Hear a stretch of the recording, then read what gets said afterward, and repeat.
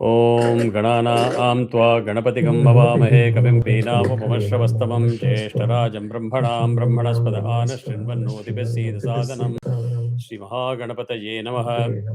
प्रणो देवी सरस्वती वाजेभिर्वाजिनीवती धीनामभित्रयवतो महासरस्वत्यै नमः। गुरुर्ब्रह्मा गुरुर्विष्णु गुरुर्देवो महेश्वरः गुरुः साक्षात् परं ब्रह्म तस्मै श्रीगुरवे नमः।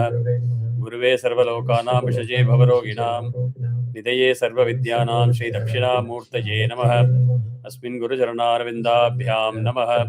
देवीं वाचमजनेन्द्र देवाः तां विश्वरूपा पशवो वदन्ति सा नो मन्द्रेषु मूर्जन्දුहाना धेनुर्वागस्मानुपतिष्ठितैतो व्यासं वसिष्ठनप्तारं शक्ते पौत्रमकल्मषं पराशरात्मजं वन्दे शुकतातं तपोनिधिं व्यासाय विष्णुरूपाय व्यासरूपाय विष्णवे नमो वै ब्रह्मनिधये वासिष्ठाय नमो नमः। श्रीगुरुभ्यो नमः। शिवशक्तिसमारम्भां भास्कराचार्यमध्यमाम् अस्मश्रीनाथपर्यन्तां वन्दे गुरुपरम्परां श्रीललितामहात्रिपुरसुन्दरी समेत श्रीचन्द्रमौळीश्वराय नमः। काञ्चीकामकोटिपीठाधिपति जगद्गुरु श्रीशङ्कराचार्य श्रीचरणयोः प्रणामाः। स्वस्ति श्रीमतिकिलभूमण्डलालङ्कारत्रयत्रिंशत्कोटिदेवता सेवित श्रीकामाक्षी देवी सनाथ श्रीमदेकाम्रनाथ श्रीमहादेवी सनाथ श्री हस्तगिरिनाथ साक्षात्कार परमाधिष्ठान सत्यव्रत नामांकित कांची दिव्य क्षेत्रे शारदा मठ सुस्थितानाम् अतिल सुधार समाधुर्य कमलासन कामिनी धम्मिल्ल संफुल्ल मल्लिका मालिका निष्यन्द मकरंद चरी सौवस्तिक भांग निकुंभ विजृंभणानंद तुंदलित मनीषि मंडलानाम् अनवरदाद्वैत विद्या विनोद रसिकानाम् निरन्तरालङ्कृतीकृत शान्तिदान्ति भूम्नां सकलभुवनचक्रप्रतिष्ठापक श्रीचक्रप्रतिष्ठा विख्यात यशोऽलङ्कृतानां निखिलपाषण्डषण्डकण्टकोद्घाटनेन विशदीकृतवेदवेदान्तमार्ग षण्मतप्रतिष्ठापकाचार्याणां श्रीमत्परमहंसपरिव्राजकाचार्यवर्य श्रीजगद्गुरु श्रीमच्छङ्करभगवत्पादाचार्याणां तदिष्ठाने सिंहासनाभिषिक्त श्रीमच्चन्द्रशेखरेन्द्र सरस्वती संयमीन्द्राणाम् अधिष्ठाने सिंहासनाभिषिक्त श्रीमज्जयेन्द्र सरस्वती संयमीन्द्राणाम् अन्ते वासिवर्य श्रीमच्छङ्करविजयेन्द्र सरस्वती श्रीपादानां च चरणनणयोः सप्रश्रयं साञ्जलिबन्धं च नमस्कुर्मः। श्रीगुरुभ्यो नमः। श्रीगुरुभ्यो नमः. Once again, a warm welcome to all of you. It shows remarkable commitment. Yeah, for those of you who are not speaking for that time period, you can mute your mic. When you want to speak, unmute and do it. That way, we will not have any disturbance. Then you have to lift up these prayer songs also in PDF form. Those who are interested, I can share the PDF. Absolutely. Yeah, please. Yes. PDF is there. Audio files are there. If you want, I can take a extra class to teach that also. Anna Panda. Absolutely. So, again, a warm welcome. It shows tremendous commitment despite all the responsibilities and work pressures, and after a hard day at work or life at home, at 9 p.m. to join a class here in the US time, it's commendable. So I wish you all the best from the bottom of my heart, number one. Number two, I've been doing teaching for almost plus 43 plus years, 45 years. Lots and lots of various types of teachings, professional level or spiritual level. But what I can say is I'm not a know-all. I'm here to just share what I know. I have focused on a space where I don't see many people focusing, which is there are pundits and geniuses who know all these things in the back of their palm. They can talk for months. I'm not at that level. I don't want to be at that level. My focus is very simple. How can I make all of these, I would say, wealth that we have, which was handed over to us free of cost, to be translated to the current generation or the future generation in a language that is easily understandable. Before I started Vedic Sampradaya, the name itself carries a significance. Why it is named Vedic Sampradaya? Most essential that I felt in all my years is people get confused between Shastras and Sampradayas. Shastras you cannot touch. You cannot touch at all. It is what it is and you're going to just learn it. Whether you're a Telugu, Malayalam, Kannada, Tamil, does not matter. So தெலுங்கில் வந்து shoe கிடையாது, ஷா கிடையாது, குஜராத்தியில் ஷா கிடையாது, தமிழில் இது கிடையாது, அது கிடையாது. It really does not make any difference at all. Whatever it is, we have to learn it to change the way it is. So that statement brings a whole lot of ground rules and housekeeping rules that I would share upfront so that I don't have to repeat it in future. The class is going to be interactive. I don't expect it to be a monologue. Just because I want to learn also stuff from you. There may be many things that you would know that I would like to learn from you. And that is how I build up my knowledge bank. And there are many people in this screen that are part of many of my other classes. So they know what I'm saying. They have experienced it. Because there is the subject knowledge is so vast, nobody can say I know everything. There's always something new. And when I say that, it is not for a mere claim. You will experience that during your sessions that you interact with me. At every point, you can test and hold me accountable for that statement. Case in point, we had a Kanagadara Stotram class. I make it very clear upfront. What I'm going to teach is what it is and why I'm picking up that, so that people have a choice to learn or not to learn. அதே மாதிரி கனகதார ஸ்தோத்திரம், I told there are three known official versions of Kanagadara Stotram. It is not about script issues or script differences. There are shloka differences. So you can say if the source is one, divine source, how can we have three different versions? I was not born then, so I have no idea why three sources are there. I will stay focused on recognizing there are three sources. All three are official. So there's no need to fight about it. Even if you pick one, you will still get the phalam or the benefit that you're looking for. So you don't have to worry why that version is different than mine. Having said that, during the class, there was one lady from Bengaluru. After the class, she sends me an audio file and says, Guruji, this is what you taught us today, but this is what this audio file says. What do you think is correct? What you taught me or what this audio file says is correct? Fortunately, I know the lady, so I know there was no evil intent in that. There was not like a gotcha moment. Oh, you think you know everything, you're a teacher, so I'm going to catch you. And the moment, there was a genuine doubt. But as a teacher in this position, I have to be more responsible. I can joke with people offline, but during the class, it's a different role. So there's a sense of responsibility. I opened the file immediately. I played it. Within about 2 minutes, my response is, in our culture, mortals like us don't validate God. We just follow God. The lady didn't understand what I said. Sir, in Tamil, I don't understand. I said, I don't know whether you are sending this file to test my knowledge and test my commitment, or genuinely you don't know who this is and you're asking a question. Illa, sir, genuinely I don't know. That's why I asked you. I said, this one voice is universal because that's the only two-legged person that I believe is God. Rest are all acharyas for me, but not God. Voice of God and போட்டு தெய்வத்தின் குரல் Tamil. There is a reason why people believe him as God. Even if you mention him, you will start tears rolling down your eyes. The humility of that God was, he doesn't talk to people like, I am telling you I am God, so please listen. You will never see that. He has spoken for 5 minutes about that one shloka. He says, this is the actual version. He also mentions what is the version available in the market. And he's clearly going down to explain why this is the correct version for the purpose that it is intended for. What more do you want from God? You don't want anything more. So I said, we don't validate God. I will accept this as the correct version and I will correct it in the class. The next class, I gave credit to that Bengaluru lady for enlightening me and we were corrected. That lady still couldn't believe it. I haven't seen a teacher who is able to do it, but I'm really grateful to you. I said, no, we are all grateful to you that you brought something to the team, which I learned something and I'm sharing again with the rest of the people. There is no ego involved. Oh, no, like I'm a genius and all. It doesn't work like that. So feel free to bring points, but bring it in a manner where the objective is learning. This is one. Second, when you're learning from me, others know. Never go to any forum or any group, either in WhatsApp or in person, and get into a heated argument. No, what you're saying is wrong. What I'm saying is wrong. My guru is great. Your guru is bad. It should never happen. Be humble to say your guru is God to you, my guru is God to me. You have brought something to me, I will go and check with my guru to see what is the right thing, why he has taught us the way he has taught, and keep it at that level.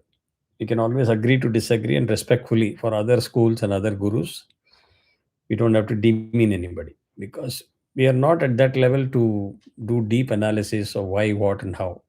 Let us accept the variations. So, with that said, the meaning of Shastra is something where whatever is given to you, you're going to exactly learn and chant. Learn and chant means original form of learning was always through vocal, oral. This PDF and all is Western creation, current creation. There was no script when in good old days things were taught. It was oral tradition. You sit across the gurus. And the reason for that is if you watch my last YouTube 1 hour ago, you will see one of my best student in Vedam struggling to repeat what I'm saying. Not because he cannot. That Google Meet is chopping the words, chopping the audio. So it is never going to be perfect online, but we are trying to do our best. So there are challenges in a script, challenges in audio, in technology. They're all got its own limitations. Originally, for the last maybe 8 9 years, it used to be an in-person class at my home, but considering the fact we are all global now, it is not feasible. So let us live with that limitation and do the best. So for everything, what I say is, you learn something from me, get the crux of it, and then start polishing it through the known means. And I can tell you the known means. For example, the topic that we are going to learn today, I don't think there is one individual that can stand up and challenge that MS Subbalakshmi is the benchmark. Not because she is a popular figure or celebrity, but the sheer perfection. Vishnu Sahasranamam means MS Subbalakshmi அந்த மாதிரி இருக்கிற அளவுக்கு the chanting, the tonal quality, the perfection, matra, எல்லாமே. But we can dream of reaching that goal. You always have to have a goal to say, okay, here is where I am, here is where I want to go. That's what we're talking about. I can help you with all the Akshara Shuddhi, Matra Shuddhi, and all that. And I'm going to talk about it, what it is, if you don't know. But you can polish by listening to her. And slowly you say, okay, how can I get to that level of chanting? We can do it. It's not like we cannot do it, but if you put our effort to do it, we can do it. So, how do you reach that level? It doesn't happen by wish. Oh, I want to become MS Subbalakshmi. It doesn't happen like that. All of these people are greats because they have understood the elements of success. Whether you call Lata Mangeshkar or whether you call MS Subbalakshmi, these are all benchmarks. Dr. Balamurali Krishna, Samrat Bhimsen Joshi, you can keep on naming legends in every field. And there are more legends coming. We thought Mandolin Srinivas was the prodigy. Now there is a young girl, 13-year-old. You listen to her music, you'll be blown away. But they're all there because of God's gift, one. But then they also knew how to utilize that God's gift to perfection. You can't say, I'm God gifted, but I don't know how to use it. So then you're not going to reach that success level. So one of the key attributes in a good chanting is Akshara Shuddhi, which means the consonants that are used to form the words themselves, the pronunciation has to be correct. For example, ksha அப்படின்னா k வரணும். Ksha. You cannot say ksa or sha. Then there is a sha, sha, sa. Sha, sha, sa. All three are different. There are folks on the call who are Sri Vidya Upasaka like me. We can chant that at high speed. Yaralava Shashasasa home at that speed. We can even chant faster than that. But if you don't have the background or the practice, don't attempt to match that speed. Speed is not a stamp of quality or greatness. Speed has to be acquired by hard work. But if your foundation is strong, speed automatically will. So don't focus on speed. அதுக்காக you can't be too slow also. So these are all written in our Shastras. For Vedam, for example, there is something called Akshara Shuddhi. Matra Shuddhi, Shruti Shuddhi, Swara Shuddhi, Laya Shuddhi. There are many attributes like this. So Akshara Shuddhi, I told you, a, I, u. These are vowels. Ka, kha, ga, gha, nga, cha, cha, ja, jha, nya. You need to know this. So if you read a Tamil script and if you don't know the difference between ta and dha, you'll constantly patam, patam where it could be padam. So where it is da, where it is dha, you need to know. Fortunately, today you have the Baraha generating output with Pa 1, Pa 2, or Ta 1, Ta 2. If you're not familiar with that, that's your first exercise to get used to that learning. How to do it? Read, listen, read, listen. Match pandate, your brain has got a subconscious capability to record. Everything what you learn is not just by ears and listening. Indriyangal which you're not learning everything through that. There's something which is subconscious learning. So you start programming your brain by telling the brain to say what it should learn, what it should do, and you see the miracle. You will do wonders with that. So hearing is very important. Seeing is important. Understanding the difference between each of the aksharam is important. So akshara shuddhi vandaj. What is matra? Matra means time. How much time for one akshara? You will say time means why don't you say nanoseconds, microseconds, and all? For those of you who are physics students, you will understand. Dimensions, when we say dimensions, means MKS system in India, FES system in the US, system international is another system. So meter, kilogram, second. These are definitions by mortal human beings like us in the last 2 centuries. Vedam is all for kalpas, not even yugas, kalpas. So what were they doing when the time dimension in meter, kilogram, second was not there? Life was going on. Everything is going on perfectly well. Planets, nakshatram, graham, everything, they are doing their job without the definition of second and minutes and all that, right? So there used to be nadigai, naligai, yama, hora. That was the system there. Adukku munnadi, there are many other systems. So those things are also evolving. So for is one blink of an eye or one snap of a finger. Or if you're a musician, you can tap your feet while you're sitting cross-legged, one tap. Two matra is two matra. Three is. But when you bring layam into the mix, that will become Om Namo Bhagavate. I can say this way. I'm still maintaining the matra proportions, but my layam is very slow, which only means that it is still blink of an eye, but you're not blinking like this at fast speed. You're gradually bringing your eyelid down. That is also one blink of an eye. So the concept is about the ratio of a means one matra, a means two matra. So you'll have to finish chanting a with one matra, or you'll have to say a.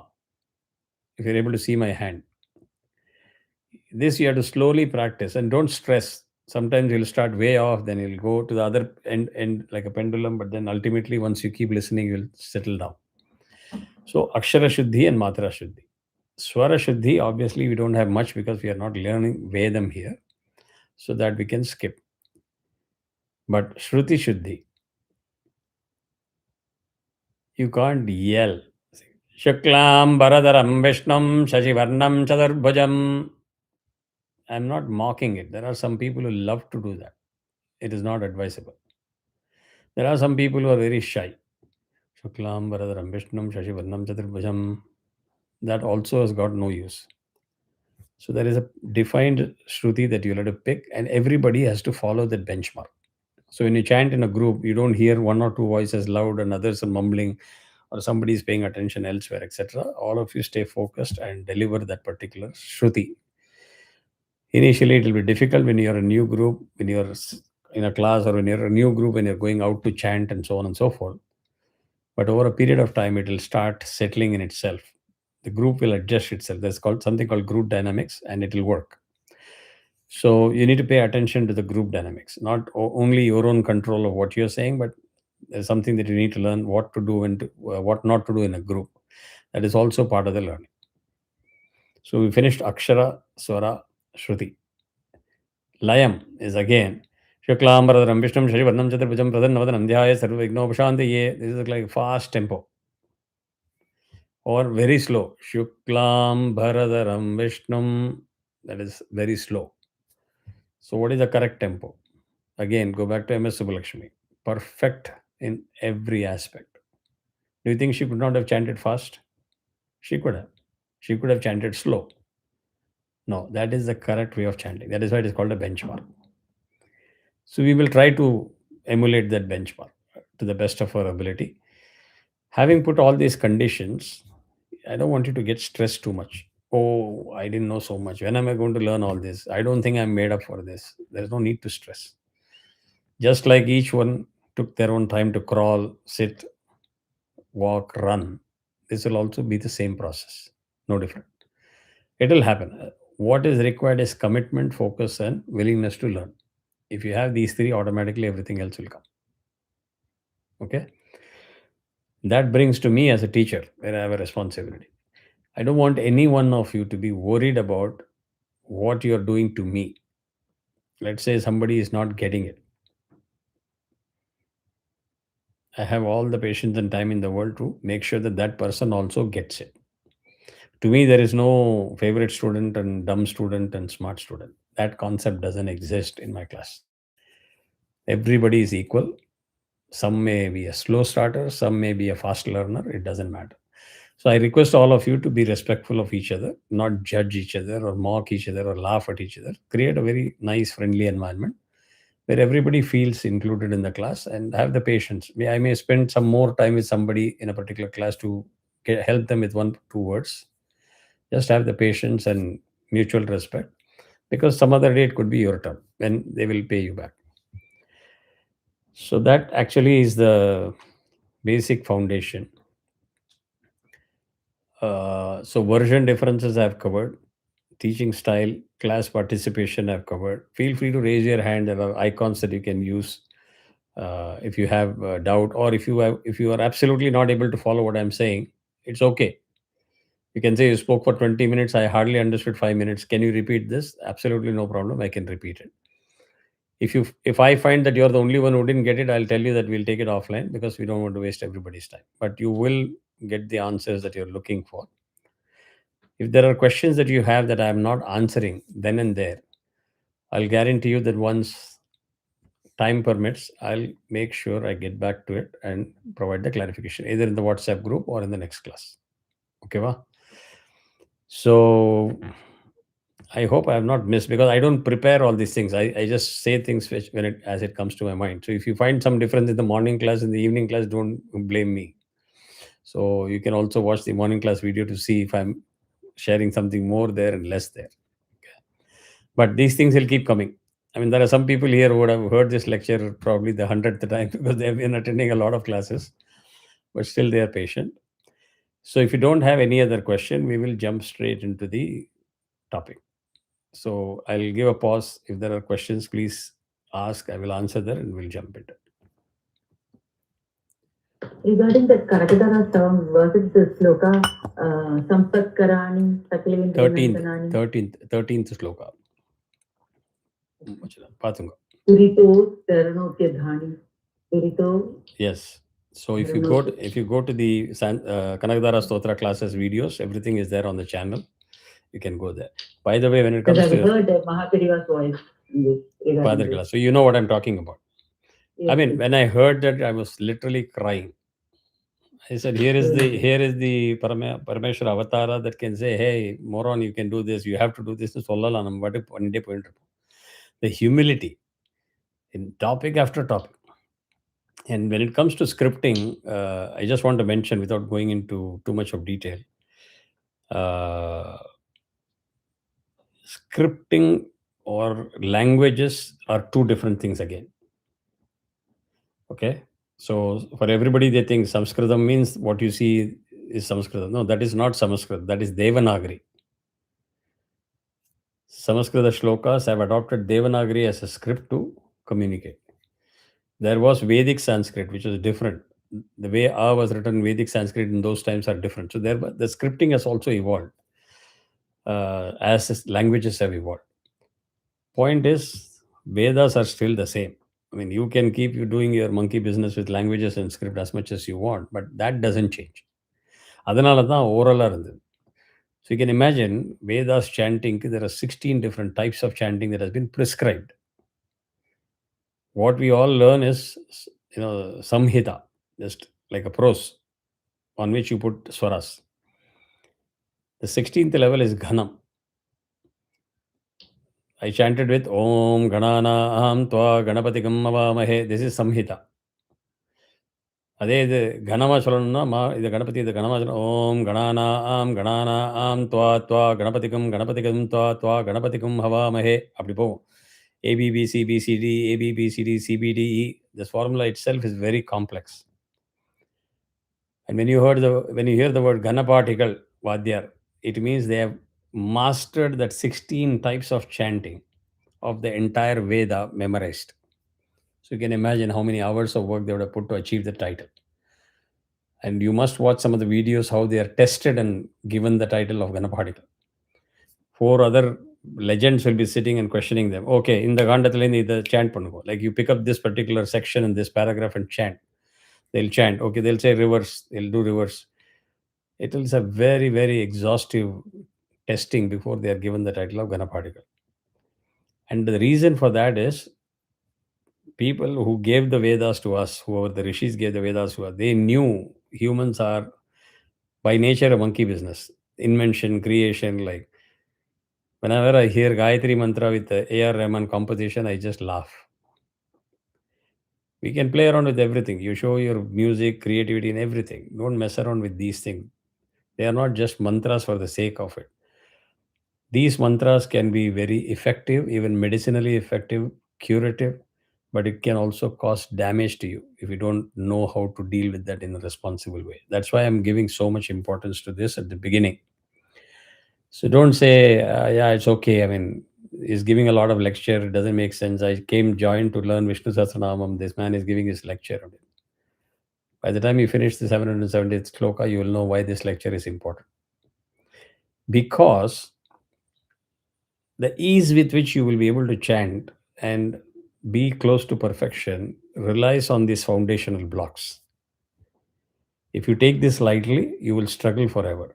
Now the choice is yours. Do you want to learn 1000 shlokas or 1000 namas incorrectly and then make it a ego problem that no, I know, don't teach me? Or you want to make sure that you learn everything properly. So if your learning is correct at the beginning, everything that you learn in the right fashion.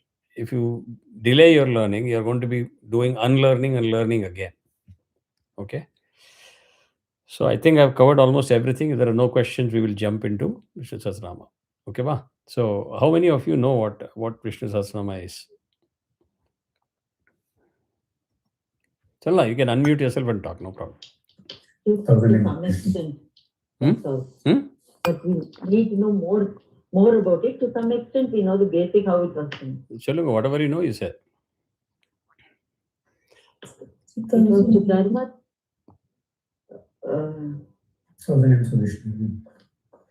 It was to Dharma. He who wants to know so many things about what is Dharma.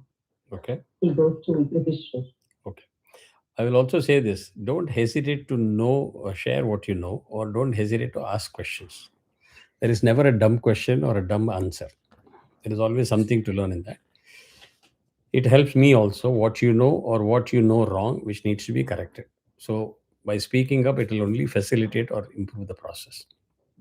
So don't worry about it. Let's get started into the introduction of what is Vishnu Sahasranama. Today's focus is going to be, isn't it important to understand the structure? What is in it? Why it is like that? So, or blindly we're just going to keep listening or reading a PDF. It doesn't make sense. So since you asked for meaning is also a very different dicey game. How deep we should go, how shallow should it be? That is also a challenge for people like me. That's why I took 3 months time. In Mundaka Upanishad, we went word by word. It took us 1.5 years to finish Mundaka Upanishad, one Upanishad. We can't repeat that, because if I do that, class will go for 2.5 3 years. And the person who requested me to start this class is going to come after me. She lives right next to me here. So after a lot of analysis and thought process, I've decided I'm going to settle down to give the meaning of the shloka. When I start, we will talk about the shloka. I'll teach how to chant it. I'll talk about the meaning of the shloka as a whole. But for those who are going to be committed to this class religiously without fail and complete it till the end, and maybe you chant in your own voice and send the audio, which shows that you're learning everything from this class. At the end of it, I'm going to give you a small little PDF book, which is a manuscript prepared by Vedic Sampradaya by me. It will have word by word meaning. It will have philosophical explanation by 3 different geniuses in different times. Each one will have a different meaning, interpretation. So, for example, we have Adi Shankaracharya, who propagated Advaita. That is the Vedanta, the philosophy. Madhvacharya. Do you know what Madhvacharya propagated? Dvaita. Dvaita, correct. What is the third one? Ishtadvaita. Who propagated that? Ramanuja. Correct. Sri Ramanujacharya. When we talk about Sri Ramanujacharya, when we take the names of saints or their padam, we always say Sri Pada, Sri. Do you think they were not knowledgeable enough that Adi Shankaracharya got it wrong? So Madhvacharya said, you are wrong and I am right. Or third one said, both of you are wrong, I am right. There are classes conducted which talks about how all 3 of them are talking about the same thing. I couldn't take that class. You can imagine. Literally, it was going above my head in terms of what the explanations were beyond a point. Meaning, class, I could not grasp it. When somebody was teaching, I could not grasp it. That is how complex this topic is. But for the sake of our knowledge, it is sufficient to know all 3 of them agreed on the same thing. There is a Paramatma, there is a Jivatma. These are not 2 different entities. We are a part of Paramatma. So in the morning class, now I recall what I shared in the morning class, that I was trying to think through that. We are all from Pranavam. Om is a Pranavam. We are all made from Om. Now you can say, what rubbish are you talking about? If you have doubts, go through all my Mundaka class Upanishads, you will get all the answers. That is for about 1.5 years of YouTube videos that you're going to play. It has been explained in details, including the topic called Maya. What is Maya? I can say that this is an iPhone because I see it's an iPhone. Okay, it's an iPhone. This is a mouse. This is the laptop. This is a bottle. In reality, it is Maya. There is nothing of that material that exists. It's a projection of everything the way we are shown, with based what we can see or sense based on our indriyas. But if you really talk about your stula sharira, sukshma sharira, and karana sharira, you need to focus on the sukshma sharira, which is what is creating the crux of the whole thing. So slowly, konjam konjama, I will get into the touch these aspects even between the shlokas instead of trying to cover everything. So from Om to human being, we are originating from Om. That is a fact. Sound of which we are now a body of flesh and bones. Second, whatever process we follow in our birth, like all of us, we will know that we came out of a garbham. Correct? Somebody had a garbham. We were planted there and we grew from there, and now we are a human being. It is the same process in the cosmos. Cosmos follows a process of creation and dissolution. Creation, dissolution. For those of you who don't know, the system that we have, 14 kalpas are already identified and named. Within the kalpas, there are manvantaras. Within the manvantaras, there are mahayugas. So what yugas are there? So when you do the sankalpam, you are actually saying it. Vaivasvata manvantare, Shvetavaraha Kalpe. The names are there. So we are in the seventh Kalpa. We are in the seventh Manvantara within that Kalpa. Everything is known. Calendar, Panchangam, planetary positions, everything is mapped. We don't need a NASA, Hubble, or a spirit or a curiosity to be landed there and find out all these things. We have it. That's the power of the knowledge that we got.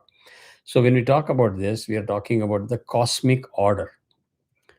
We can keep on fighting. Shiva created it, Vishnu created it, Shiva created Vishnu is sustainer, adala pandikalam. But let's stick to what Bhishma Pitama said, in keeping aside our own ideas aside.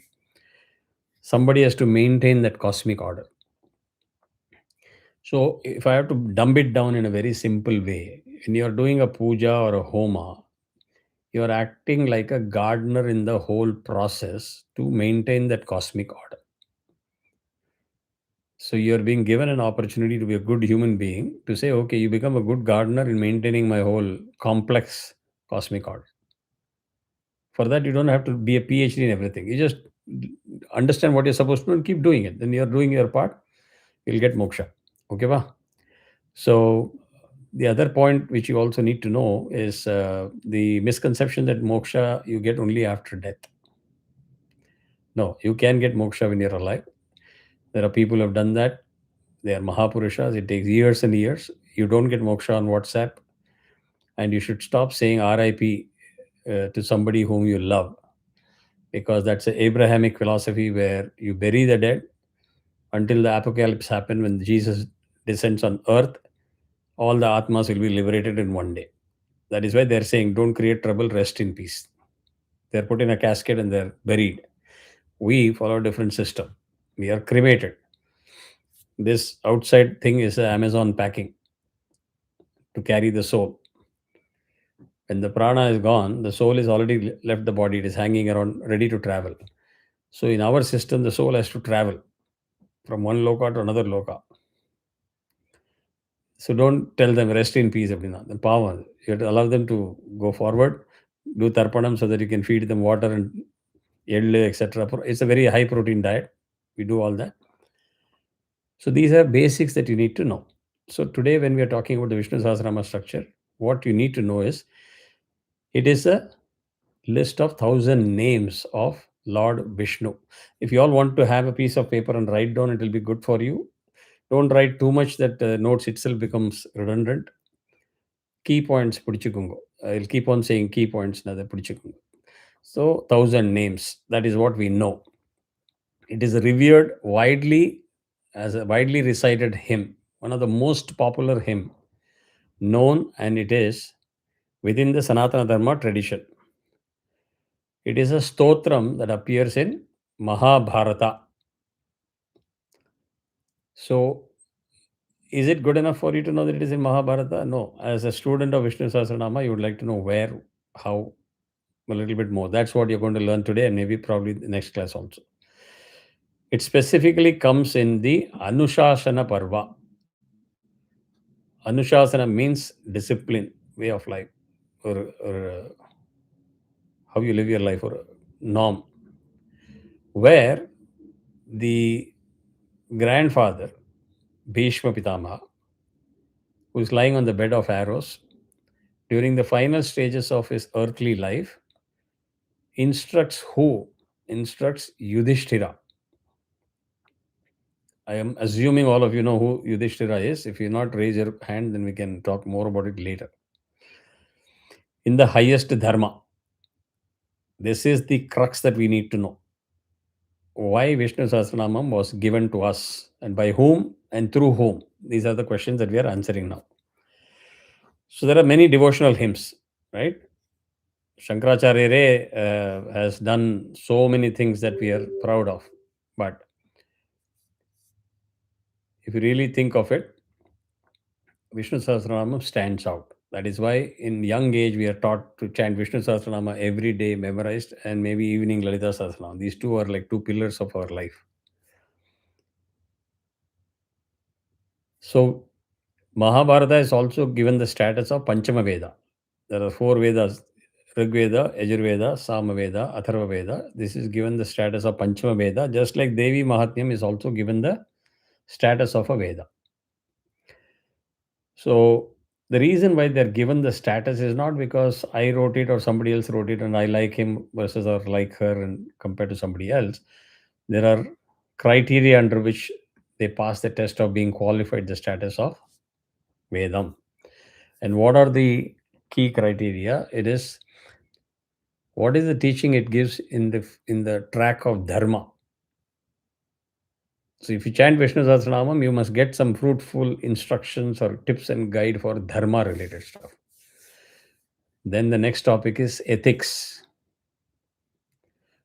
It also includes politics, philosophy, and most of all, spiritual knowledge. Spiritual is not necessarily religion. Spirituality is different from religion. So the thousand names are profoundly encapsulating the metaphysical ideas about the nature of reality. That reality is something that we all don't know. அதனால தான் மாயான்னு சொல்றோம். Imagine we are all trapped in that maya. Until you break that bubble, you don't know what the reality is. That is what you discover reality through pursuit of spiritual knowledge and enlightenment. So that process, Vishnu Sahasranamam sets you on that path. By chanting, it does. So one other word that I keep saying, which I remember, is when we chant, why this strict rule? Is because I don't see these things as shloka or Veda or mantra. They are actually harmonics, very complex harmonics of sound waves in a calculated frequency where you're dissipating energies, the sound energies, which has an impact internally to you as well as around you. If people don't believe it, there is a YouTube video which if I think I can get it, I'll share. In a room, two champagne flutes were kept on a table, and through speakers, they played music, sound. They created sound. And there is no object hitting each other or flying anything. After some time, the champagne flutes break into so many small pieces. Then you understand the power, the destructive power of the sound, as well as the same thing is a healing power of sound. If you don't believe it, you need to believe it. Do Google, Instagram search, do Chat GPT search. You will know. It can be very destructive. It can be very curative also. So adhanala perfection is important because you want a curative effect through this. So what are the multiple levels in which we learn something out of Vishnu Sahasranam? The devotional level where you are invoking the divine grace.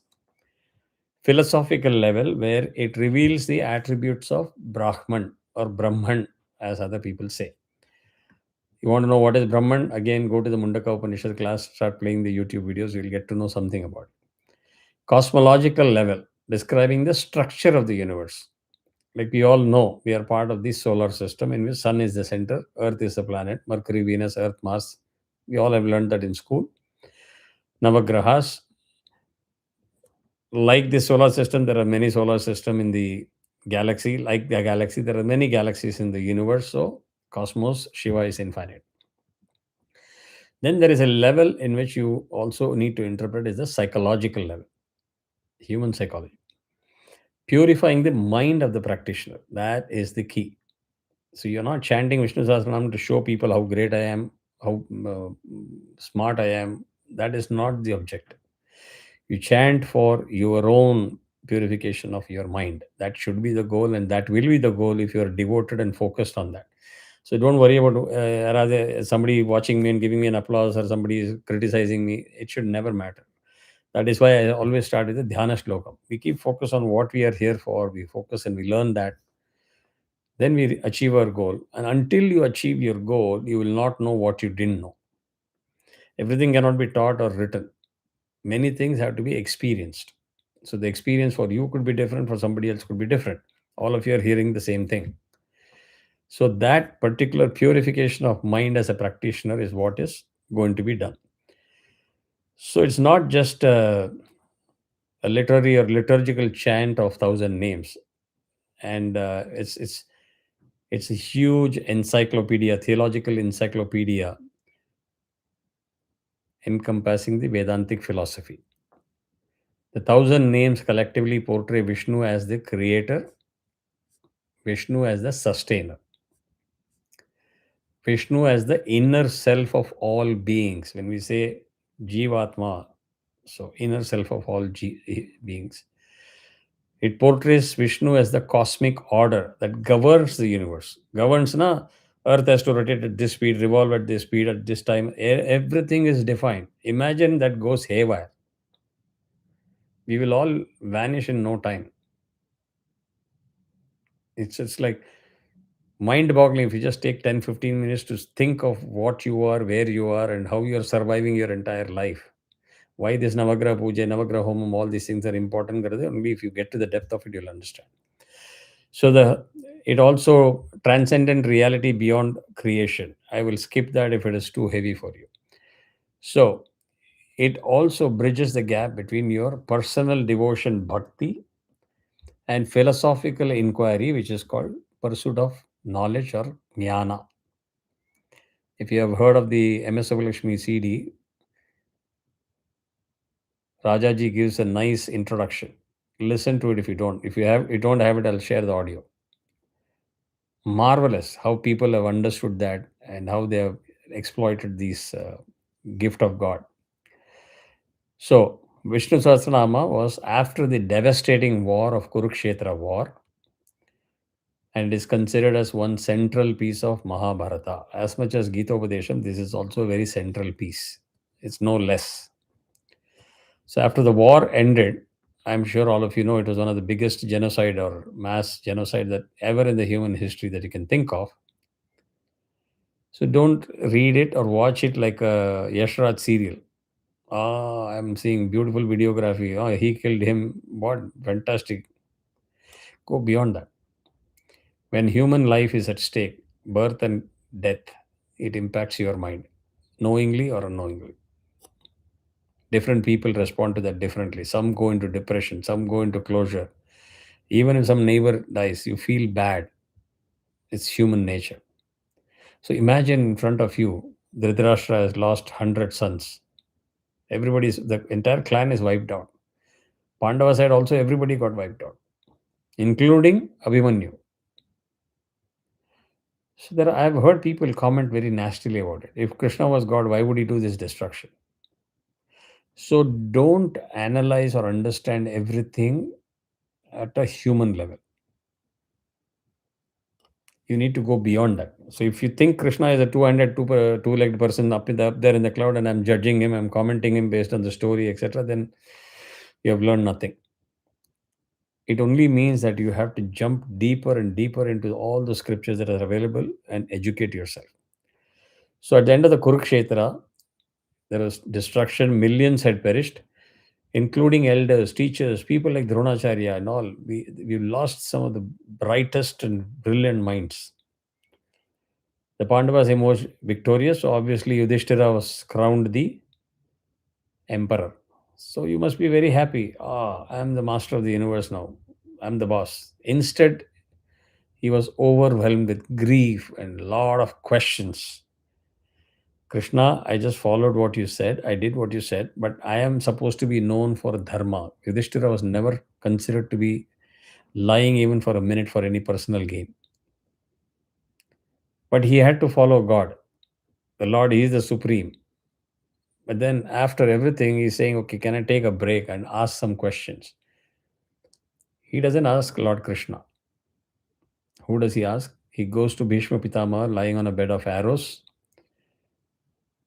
not because he is his grandfather, but because he is also his guru. So you see how the whole thing, the message is coming out. Go to the guru. Don't go YouTube, internet. I learned from YouTube. I learned from Instagram. You don't know who is creating those videos and what purpose and what agenda. Very soon, I'm telling you, your grandsons will be listening to Pancharatna Kirtana, which is all about Allah and Jesus. They wouldn't even know. I mean, we are in that life. Can't help it. But if you teach your children, Pancharatna Kirtana was this, ABC, Tyagaraja Bhagavatar, all those things, they know how to learn the difference, the good and the bad, the original and the fake. That is why I'm teaching everybody what I know. And I expect all of you to do the same thing with your children. Otherwise, they are going to be in deep, deep trouble. So there was sorrow and moral doubt. Those were the two aspects. Morally, did I do the right thing, though I obeyed the command of the Lord? And my grief of losing my cousins and my own people, my own army. So for him, being an emperor is not an achievement at the cost of this.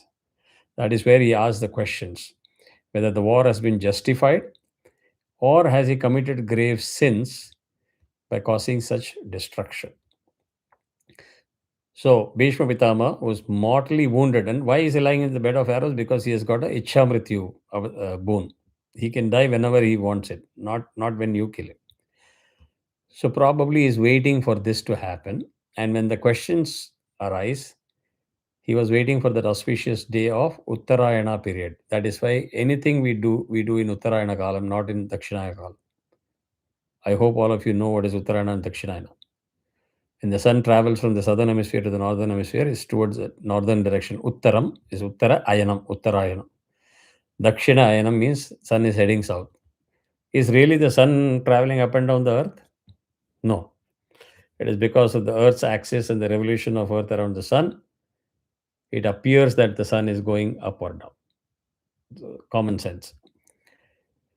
So at this time, Bhishma Pitama gave excellent, extensive discourse on kingship, ethics.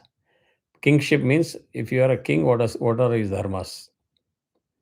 What are the ethics, duties of rulers? As a ruler, what are you supposed to do?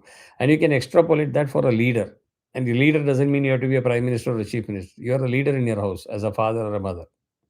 So that is where you draw the meaning and essence and philosophies of all these things and apply to your day-to-day life. Then there is a social order.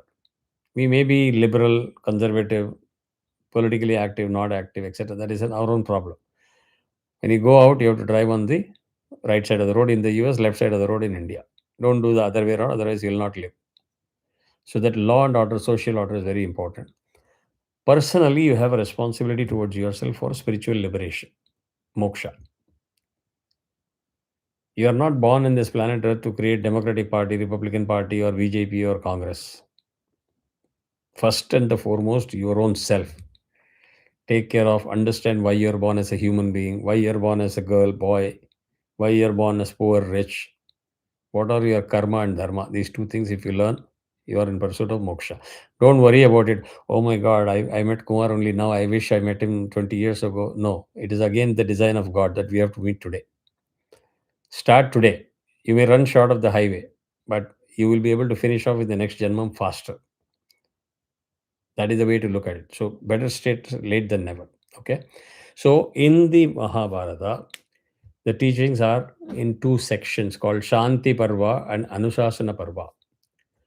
Shanti Parva addresses all the grief and sorrow part of it. So much of pralayam going on in his mind. Every day he has lost or killed people. That's going on in his mind. The trauma. So how to deal with the trauma and grief. Second, now that you are the king or the emperor, what you need to do, why you are being given that role, understand that and execute that. These are the component why Vishnu Sahasranama is there. So in the vast body of teachings, it addresses those fundamental questions that Yudhishthira asked Bhishma Pitama. So after 55 minutes, we are coming down to what are those 6 questions, and that's where I'm going to focus. So please listen in very carefully because this is the base. So the questions are Kimekam Daivatam Loke Kim Vapyekam Parayanam Stuvantah Kam Kamarchantah Prapnuyurmanava Shubham Ko Dharma Sarvadharmanam Bhavatah Paramo Matah Kim Japan Muchyate Jantus Jamna Samsara Bandhanat. Now, if you see here, I didn't say samsara bandhanate or sansara bandhanate. I said samsara bandhanate. So we will not go into grammar of Sanskrit accuracies. My way of teaching is also a little unorthodox because it is more phonetic. Because our objective is to get the accent or pronunciation right. I'm not here to teach you grammar or I'm not here to teach you Sanskrit as a language. So I use every technique to stay focused on the objective, to make you chant it the right way. But we still have to understand two aspects in especially Sanskrit shlokams. There are two dots called colons. Technically, they are called visarga. So start using that name from now, Visarga. Then Avagraha, which is like a S. So I don't know in Telugu and Kannada, I can't read either one of them. If you see those scripts or if there is something else as a character that you don't recognize, it could be either Avagraha or a Visarga. You'll have to start reconciling that. Visargala vandu, let me finish the questions meaning and then I'll come to the Visarga so that I don't run short of time. We have 3 minutes. The meaning of these 6 questions are: who is the supreme deity in the universe? Who should I worship? Who is the supreme deity? Who is the boss? Very logical question. I assume Lord Krishna is the boss. Did I get it right? What is the highest refuge for humanity? These are questions that every one of us should ask.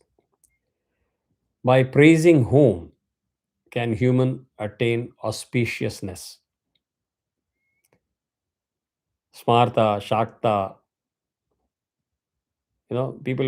People just believe there is only Shiva in the whole world. They don't recognize anybody else. You go to East, they will say only Shakti, Parvati, Goddess Parvati, Ambal, Devi. They don't recognize anything else. Go to the South. Oh, Muruga, Muruga, Muruga, Muruga, Muruga. Come to Maharashtra, they'll only know Ganapati. And all of us are fighting with each other. Oh, no, you don't know what you're talking about. I don't know what I'm talking about. And I'm saying you take a step back, be a little smart, come to the US so you can see India separately. Ultimately, they're all family. The boss decided, okay, the wife will go to the east, the son will go to the south, another son will take care of the west. They're one family. So they're principles. They are not human beings like father, son, mother. Don't equate it to your. So by praising whom can human attain auspiciousness? By worshipping whom can one attain peace and prosperity? What is the greatest dharma amongst all dharmas? By chanting what, a person can be freed from the cycle of birth and death. So I will explain this in the next class. We are going to be wrapped up under less than a minute. I hope the class was useful. I just went on a extempore on certain meanings depth. I hope it was not overwhelming, but if you give feedbacks, I can recalibrate the future classes. Should I go into the details or should I skim it to the highest level and move forward? Right? So we'll continue into the depth of this. I'll talk about Visarga and Avagraha in the next class. So thank you for watching very patiently. Have a good day. Thank you so much. Sure. Thank you.